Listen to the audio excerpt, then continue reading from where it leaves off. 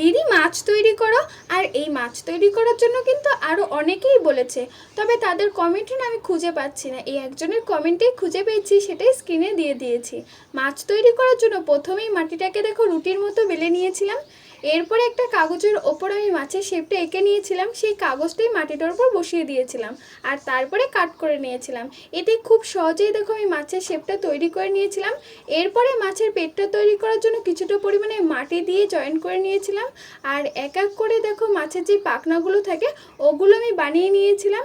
আর মাছের ছোট্ট চোখ মুখ যা যা হয় সমস্ত কিছু তৈরি করে নেওয়ার পর মাছের আঁশটা আমি তৈরি করে নিয়েছিলাম। আর আঁশ তৈরি করার জন্য কাঠের যে ছোট চামচগুলো থাকে না আইসক্রিম খাওয়ার, তো ওই চামচ দিয়ে আমি আঁশগুলো তৈরি করে নিয়েছিলাম। আর আমার বানানো মাটি দিয়ে এই মাছটাকে তোমাদের কোন মাছের মতো লাগছে অবশ্যই কমেন্ট করে জানিও। আর মাছটা যদি ভালো লেগে থাকে তাহলে একটা লাইক করে দিও। আজ আসি, আবার দেখবে নতুন কোনো ভিডিওতে। সকলকে টাটা।